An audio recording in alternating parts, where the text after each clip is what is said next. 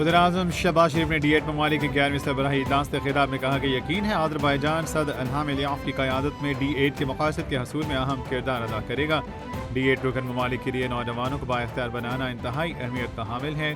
नौजवान छोटे और दरमियाने दर्जे के कारोबार, मुआशी तरक्की के कलीदी महरक, नौजवान तवानाई, नए ख्यालात और तख्लीकी सलाहियतों से भरपूर हैं। नौजवान जिद्दत और तरक्की में अहम किरदार अदा कर सकते हैं।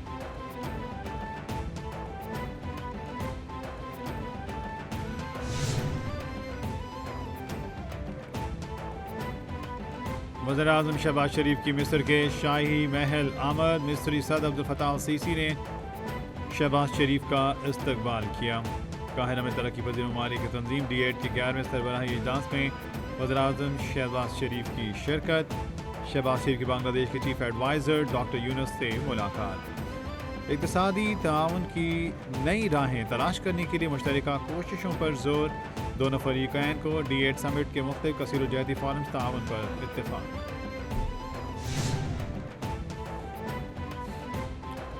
रावलपिंडी 9 मई DHQ हमला केस की अडियाना जेल में समाअत। ADC ने अली अमीन गंडापुर शाम महमूद कुरैशी पर फर्द जुर्म आयद कर दी। कमल शोज़ेब, शिबली, फराज, शहरियार, आफरीन समेत 14 मुल्ज़िमान भी फर्द जुर्म आयद। मुल्ज़िमान ने सेहत जुर्म से इनकार कर दिया। ADC जज अमजद अली शाह ने समाअत की। अदालत का कहना है केस में नामजद मजीद 6 मुल्ज़िमान पर फर्द जुर्म लगना बाकी है। अदालत ने 9 मई GHQ केस की समाअत 21 दिसंबर तक मुलतवी कर दी।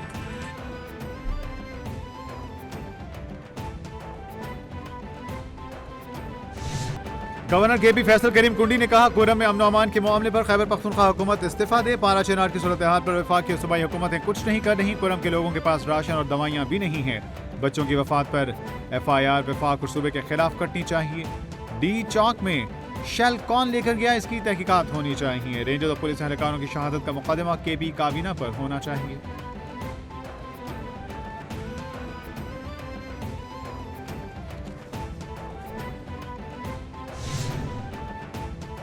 जिला कुर्रम में जारी कशीदगी के खात्मे के लिए वज़ीर-ए-आला अली अमीन खान गंडापुर का अहम फैसला। वज़ीर-ए-आला खैबर पख्तूनख्वा ने जुमा को सूबाई एपेक्स कमेटी का अहम इजलास तलब कर दिया।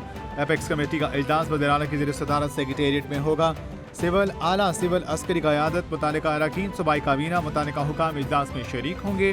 कुर्रम में अमन अमान की ताज़ा सूरत हाल, क़याम अमन के लिए और दीगर मुतालिका मामलात का तफसीली जायज़ा लिया जाएगा।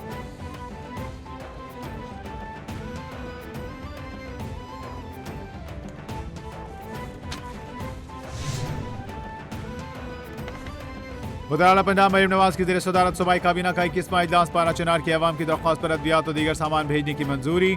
मरीम नवाज की इमदादी सामान फौरी भिजवाने की हिदायत। वर्ल्ड बैंक के ताउन से पंजाब क्लीन एयर प्रोग्राम की मंजूरी। वज़ीर-ए-आला ने अस्पतालों में फ्री मेडिसिन के लिए फंड्स और अपनी छत अपना घर प्रोग्राम के लिए फंड्स की मंजूरी दी। स्पेशल मॉनिटरिंग यूनिट की खाली आसामियों पर भर्ती की भी मंजूरी दी गई।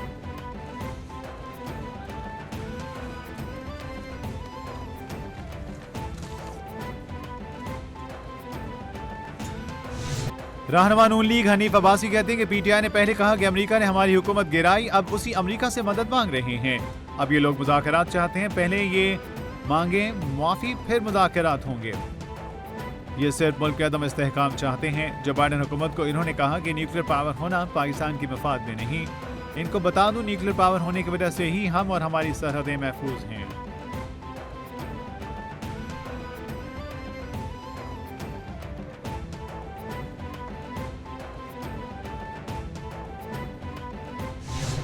स्पीकर कौमी असेंबली ने एक बार फिर मुज़ाकरात को ही मसाइल का हल करार दे दिया। स्पीकर सरारा या सादिक ने कहा स्पीकर का काम है कि ऐवान की कार्रवाई मुतवाज़न अंदाज में चलाए। स्पीकर की निगाह में अपोजिशन हुकूमती अरकान बराबर हैं। हमारे दरवाजे हर एक के लिए खुले हैं। आजकल तलखियाँ हैं, हमने इनके हवाले से काम करना है। मिलकर तलखियाँ कम करने की कोशिश करेंगे। मिल बैठकर बात करना जमहूरियत का हुस्न है।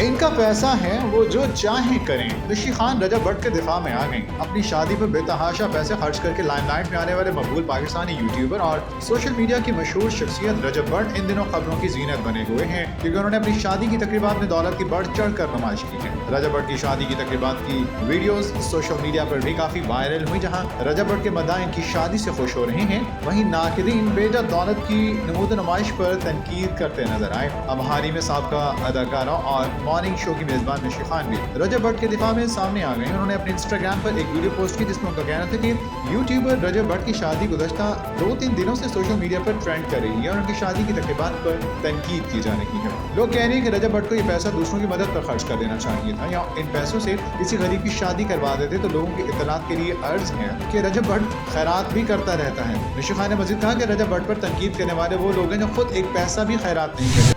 चेयरमैन तहरीक इंसाफ बैरिस्टर गौहर ने कहा कि फिलहाल हुकूमत से कोई मुज़ाकरात नहीं हो रहे। बानी पीटीआई ने कमेटी तश्कील दी है, असेंबली में एहतजाज करेंगे और अपना नुक्ता नज़र पेश करेंगे। पीटीआई के दूसरे ममालिक के लिए वही पॉलिसी है जो पाकिस्तान की पॉलिसी है। रियासत की खारजा पॉलिसी को हम मुकम्मल सपोर्ट करते हैं। अमरीका समेत किसी मुल्क की तरफ नहीं देख रहे और सिर्फ पाकिस्तानी बाहर जो कुछ भी करते हैं हमारा इनसे कोई ताल्लुक नहीं।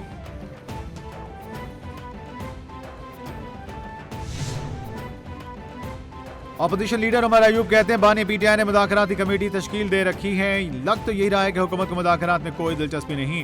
हमने कहीं नहीं जाना, मुज़ाकरात करने हैं तो करें वरना बेशक ना करें, हम किसी से नहीं डरते। पीटीआई के कारकुनान को गुंजाइश से ज्यादा जेलों में रखा गया। बताएं अदालत का वक्त 3 या 4 बजे तक होता है। अलकादिर ट्रस्ट केस की समाअत देर तक क्यों हुई?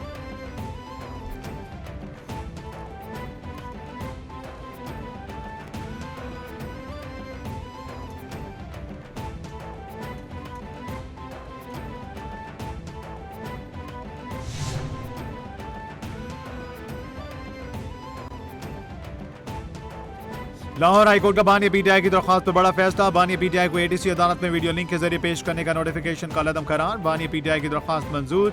जस्टिस तारिक सलीम शेख की सरबराही में 2 रुकनी बेंच ने तहरीरी फैसला जारी कर दिया। तहरीरी फैसले में लिखा गया कि अदालत 15 जुलाई को बानी पीटीआई को वीडियो लिंक पर अदालत पेश करने का नोटिफिकेशन का लदम करार देती है। ट्रायल के दौरान मुल्जिम को अदालत में पेश किया जा सकता है।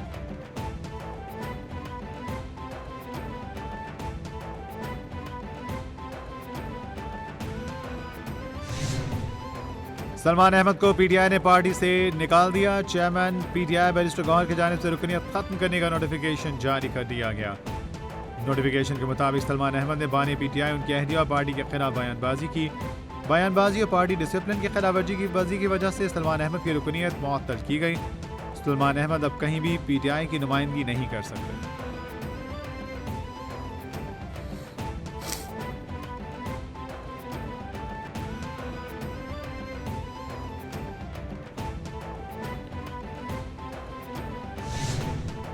वज़ीर दिफा ख्वाजा आसिफ का कहना है मुल्क में करप्शन आधी भी हो जाए तो किसी IMF के पास जाने की जरूरत नहीं। करप्शन मुल्क को दीमक की तरह चाट रही है। मुल्क को करप्शन जैसी बीमारी का सा मुंह है। मुल्क में हलाल और हराम की तमीज खत्म हो चुकी। कस्टम कलेक्टर 40 से 50 करोड़ तक रिश्वत लेते हैं। एक ब्यूरोक्रेट ने शादी की सलामी में 4 अरब रुपए कमाए। मुल्क में मसाइल हैं, वक्त के साथ हल होंगे।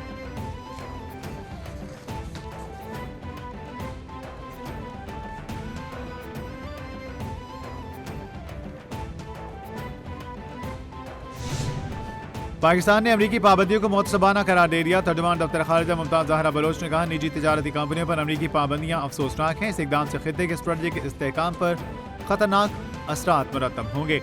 माजी में भी बिना सबूत महज शकूक की बुनियाद पर पाबंदियां आयद की गईं। अमरीका ने दूसरे मुल्कों को जदीद मिलिट्री टेक्नोलॉजी की इजाज़त दी। दोहरे मयार से एटमी हथियारों के अदम फैलाव के मकसद को धचका लगता है।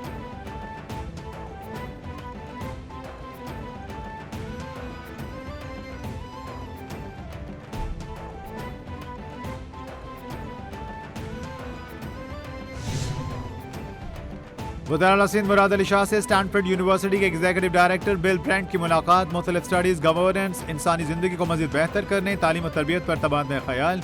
वज़ीर सिंध की सिंगापुर की कामयाब मिसालों को सिंध में लागू करने की ख्वाहिश। बिल ब्रेंट ने सिंध में जदीद सिविल सर्विस मॉडल की तजवीज़ दी। वज़ीर मुराद अली शाह ने कहा हम ऐसा सर्विस स्ट्रक्चर चाहते हैं जो आवाम के मसाइल हल करे।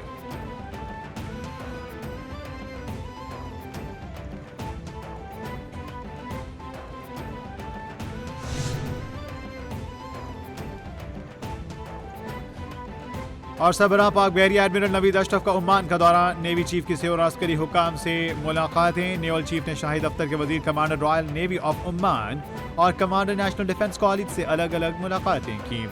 मुलाकातों के दौरान बहर हिंद की सिक्योरिटी की सूरत हाल और मुश्तरका दिफाई ताउन पर तबादला ख्याल किया गया। नेवल चीफ ने कहा पाकिस्तान बहरिया दीगर इलाकाई ममालिक के साथ मिलकर मैरीटाइम सिक्योरिटी के फरोग की मजबूती की हामी है।